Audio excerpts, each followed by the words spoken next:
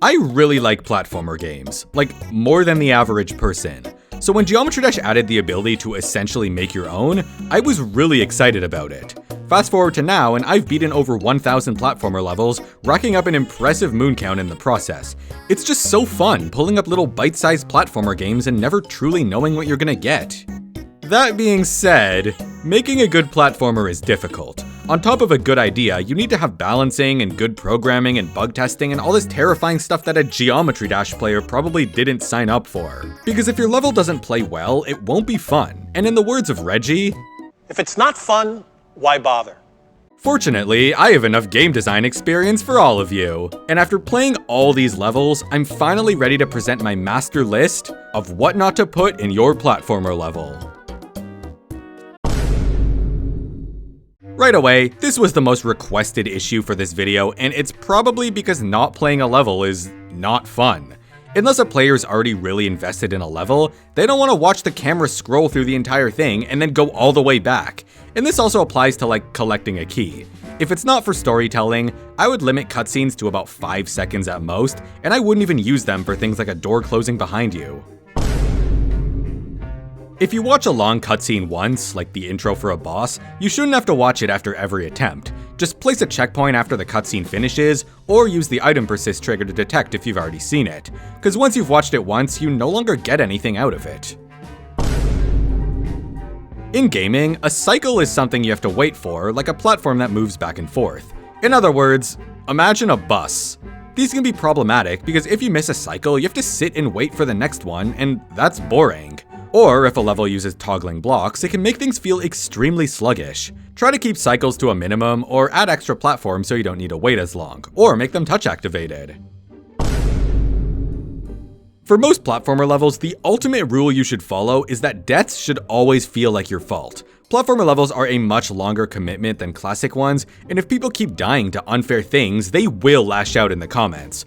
Watch a tester play through your level and make sure they're not getting unfairly sniped or dying to bad camera work. Don't you love it when you're frolicking through a platformer level and die to a spike that looks suspiciously like a decoration? This is because some people focus too much on the art style of their level and don't let the hitboxes pop out. At the end of the day, you're making something that's meant to be played, so try to cut down on hitbox ambiguity as much as possible. Hazards should stand out a lot, and background decorations shouldn't look interactable. It can be a tough balance to strike, so I recommend looking at some other games to see how they do it. Alongside the main gameplay, most levels usually have a background layer and a foreground layer. These are almost never something you can interact with, so try to avoid making it look like you can, especially when you're standing still. I recommend putting a gradient over the background layer and darkening the colors in the foreground. For some reason, creators like putting invisible walls and even spikes in places you're not supposed to go, and I have no idea why they're invisible. Like, why use invisible blocks for something like this when you could just place a wall there? It's pretty important information that you're hiding from the player. This also applies to like roofs that kill you for no reason. Players are gonna trust what they see in front of them, and you don't want to break that for no reason. This one's pretty simple, just make it clear if objects are passable from beneath or not, and I don't mean using text or arrows for that. The fairly universal hint for this is making the platform really thin. I don't know what you call these, but it's this thing. Or sometimes it looks like this, or maybe like this. Look, you know what I'm talking about. Putting a long, unskippable intro at the start of your level is pretty risky because people just want to see what it's actually about. It's better to hook players in by giving them control right away, and then unfolding things as they go. Think fast! That wasn't very fair, was it? If you're gonna thrust the player into a chase sequence or something, make sure they're actually ready for it so they don't just instantly die. Honestly, I don't mind death effects all that much since you can manually restart, but make sure you don't prevent the player from seeing how they died, since that can be important. The estimated time of a platformer level is really just the time it took you to verify it, excluding any attempts where you died. It's nice to try and shoot for an accurate duration, but don't be too slow or else people will be less inclined to try the level. Man, the least you could do is make something interesting happen in this. What?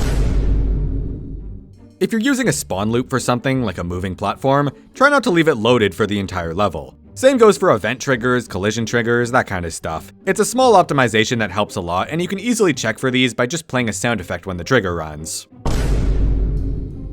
This one really doesn't matter, but it bothers me anyways. Don't waste hitboxes on areas that you can't reach. It's a huge waste of objects. If you're crazy like me, you might also want to consider scaling your hitboxes and solid colored blocks to optimize even further.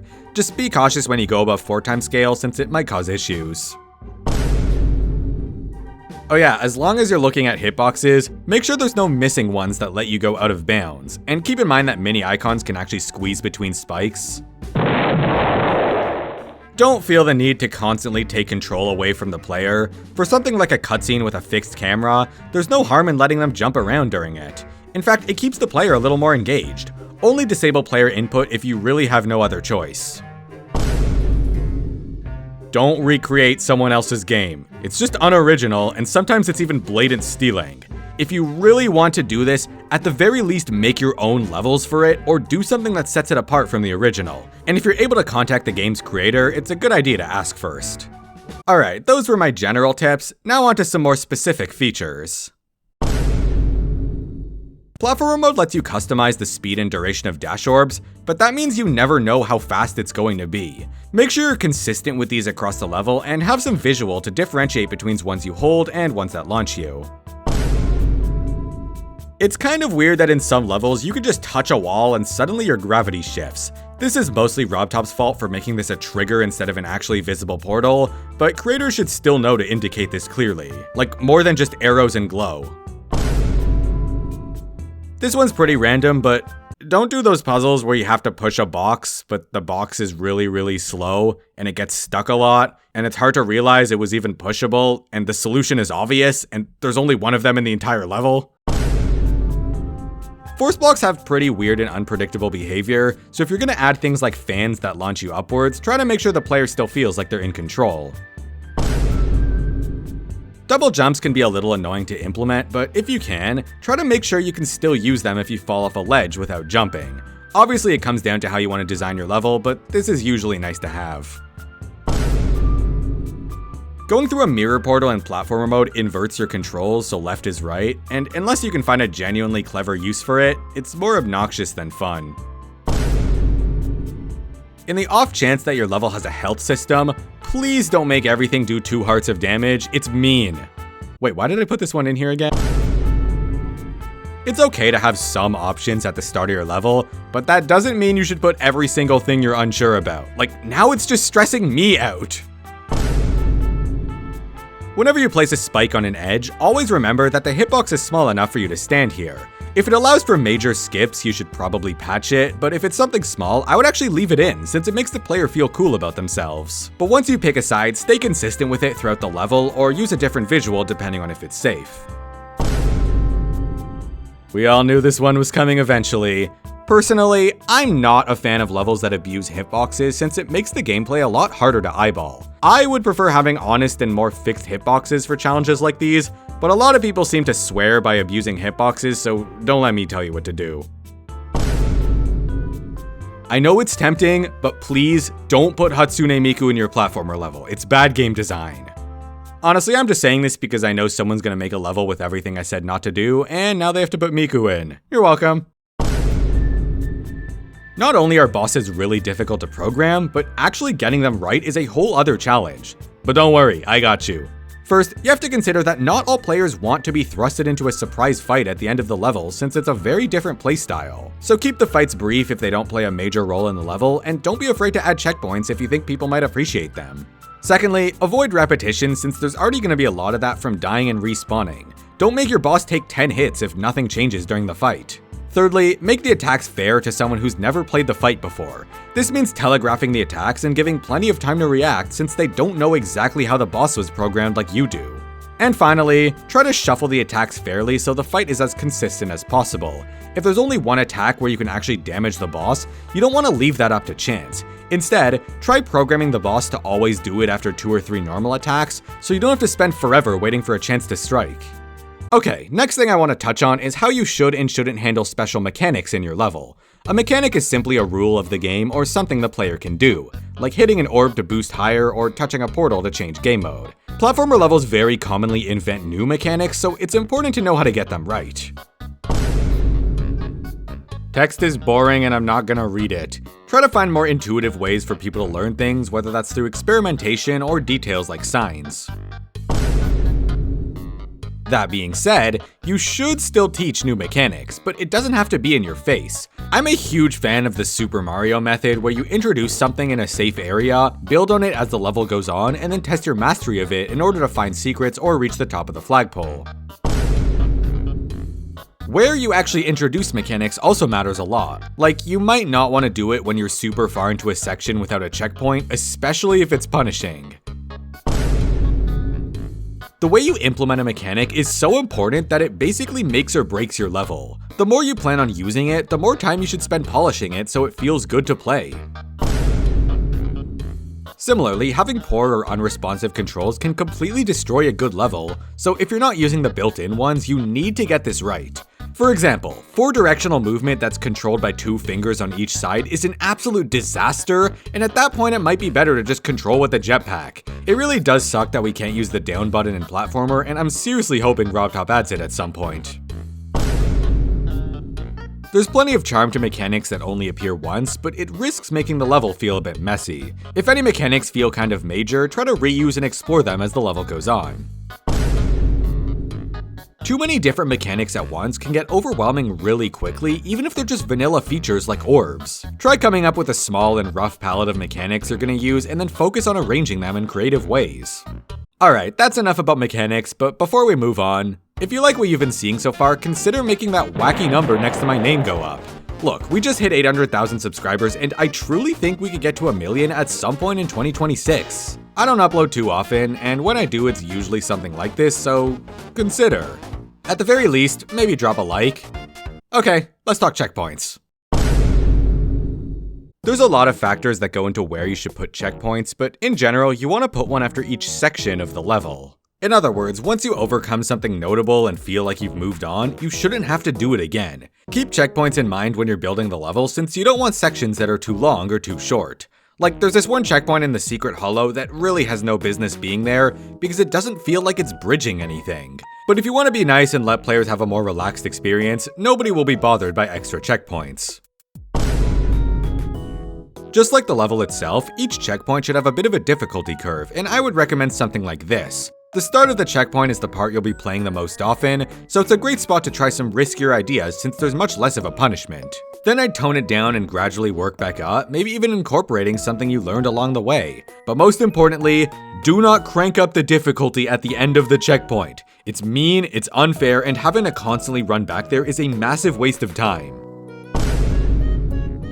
I really like when levels end with a final challenge that puts everything together, but that doesn't mean you should end it like Farewell from Celeste, because you can't save and quit, so you're essentially trapped until you beat it. You could definitely make it look overwhelming, but it shouldn't be too difficult in practice. Make sure there's no checkpoints that prevent you from actually beating the level. This most commonly happens in timed and chase sections where you can lock yourself into something unwinnable. If a coin is tied to a particularly difficult challenge in a separate area, you might want to trigger a checkpoint after collecting it so that the player doesn't have to suffer through it every time. This one really depends on the challenge, but I prefer yes checkpoint out of respect for the players since they already proved they could do it. Just because you can't die in a level, it doesn't mean you shouldn't put checkpoints in them. There's always a chance of dying to a bug, and many players will manually restart if they think they could have done something better. And if that sends them all the way back to the beginning, that really sucks. This one's pretty minor, but if you put a checkpoint at the very start of the level, it won't restart your speedrun timer when you die, which is a little annoying if you're a leaderboard guy, but understandable if it skips an intro or cutscene. Okay, can I pause for a sec? I don't know why, but I feel like there's something in my wall. I was gonna do a whole section on secrets and coins, but wait.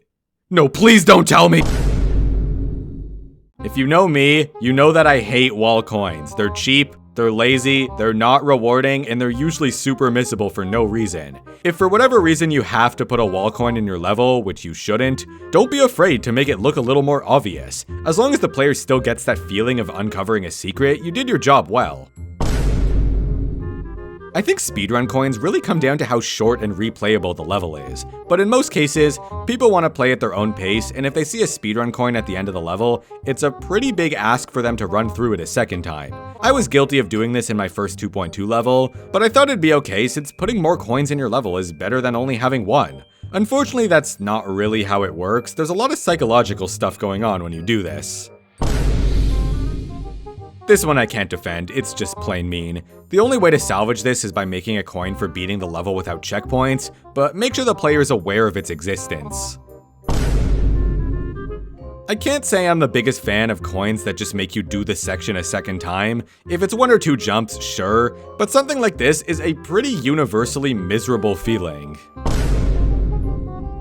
If a level has multiple paths, with some being optional and one being the way to progress, label them accordingly so players don't get confused and miss the secrets. If you want to be more subtle, maybe just make the main path stand out more. Hot take, I don't really like when levels force you to find every single mini coin, because when you make it to the end and realize you missed a single one, it's a really awful feeling and you're probably not going to retry. No one's going to be upset if you're allowed to miss 1 or 2 coins. On a similar note, don't put checkpoints immediately after a very missable coin, or don't make one that's way too difficult to get. Assuming every mini coin is required, missing a single one is all it takes for the player to stop caring. As soon as they miss one, they're gonna stop going for secrets and breeze through the rest of the level because they already know they missed the reward. So try to keep that in mind.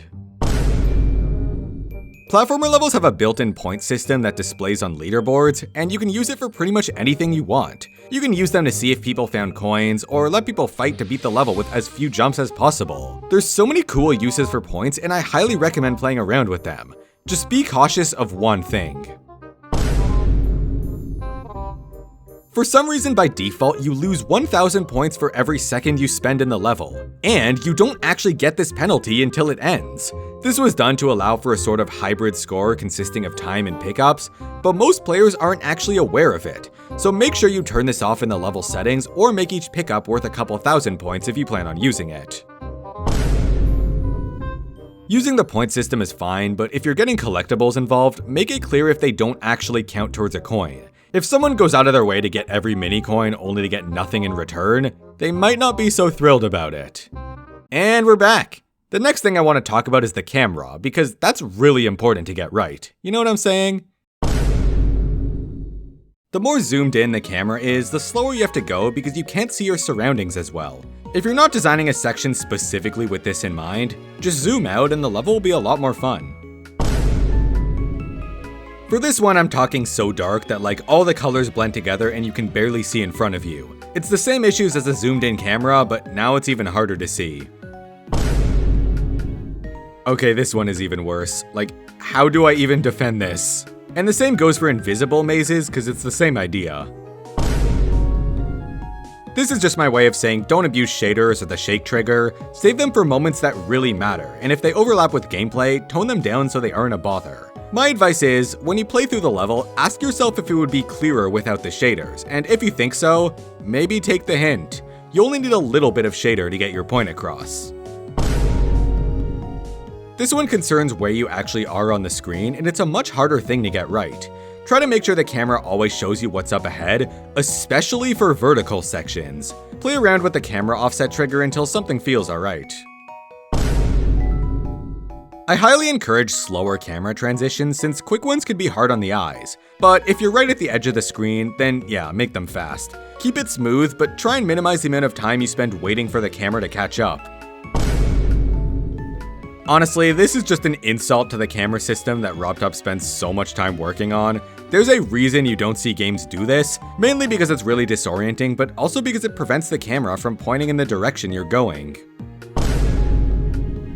If you want to put some HUD elements on the screen, like a coin counter, make sure to use the UI trigger or they might get cut off on certain devices. You can set this up by placing a camera guide trigger, adding the elements you want, and then using the UI trigger to anchor them to a certain side of the screen.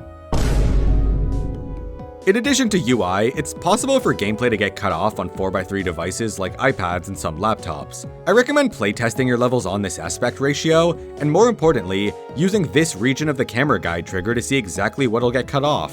If you feel too constrained, just add a 4x3 toggle at the start of the level, since for some reason RobTop won't. Avoid cluttering your view with stuff that you don't always need to see. Really think about what's going to be permanently glued to your screen. If you leave the default attempt counter on, it might show up in some pretty unpredictable spots when you respawn, and it changes based on the size of your screen, so make sure it's not blocking anything by accident. There's a couple spots on the screen where you should avoid putting UI elements since they risk being covered by other things. These are the bottom left corner where most mobile players have their thumb, the top center since the speedrun timer might cover it, and the top left where a lot of mods like to display things. That's all I have to say about visuals, so let's move on to audio. What? I'm sorry, was I supposed to explain this one? To be honest, you don't even need a jump sound. You might have noticed the tower doesn't have one, and most platformer games nowadays use a small whoosh at most. I know everyone turns to Mario, but in reality, these loud and repetitive jump sounds can get annoying pretty quickly. Yeah, the same thing applies to coins, or really anything in the level that you're gonna hear constantly.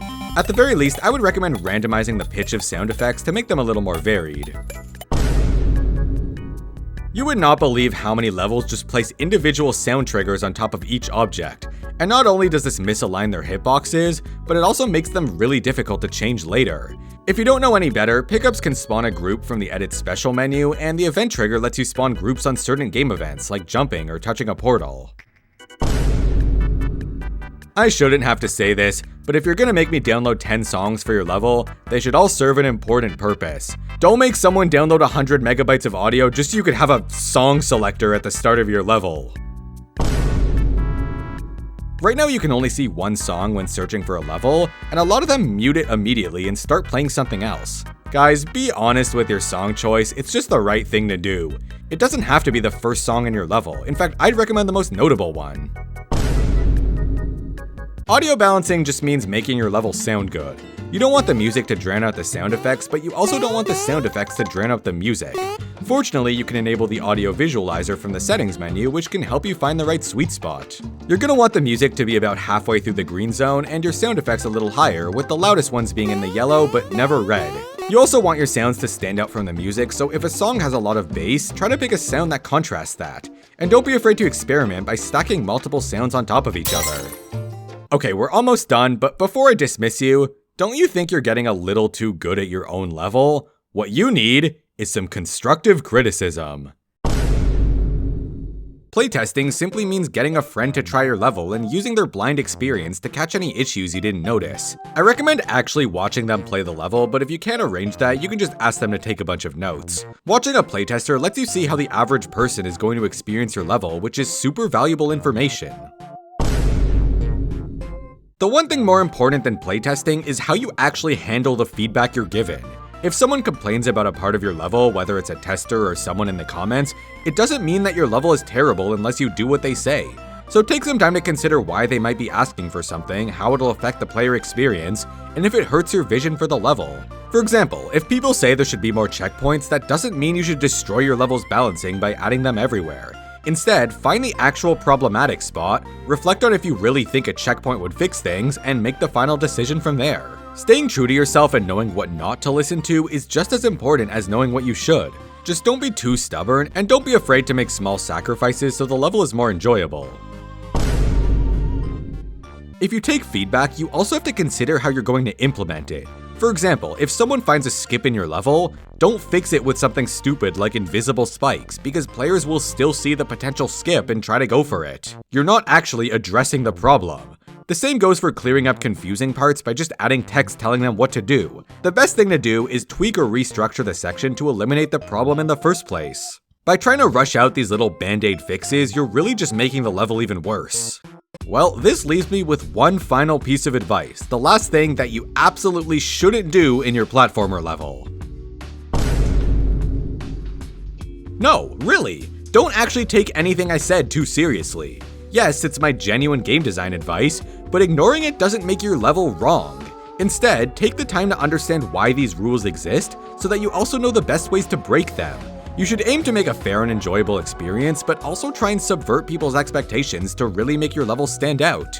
Pretty much every point I made in this video has some exception, and it's your goal as a creator to find those and take full advantage of them. And that is how you make a cool frickin' platformer level. And there you have it, every unhinged platformer tip that you could possibly ask for. Obviously this was a sort of spiritual successor to the most popular video on my channel, but I wanted to revisit the formula and actually dig deeper into why certain things might be seen as problematic. I want to give a massive thanks to all the awesome creators who volunteered to build levels for this, since without them this video would have taken until 2.3. Be sure to drop a comment if you have some tips of your own or just have more to say about something in this video. And whatever you do not use this knowledge outside of Geometry Dash. We need more good platformer levels, so if I catch you using my advice for any other game or even your own one, I sentence you to playing more of this thing.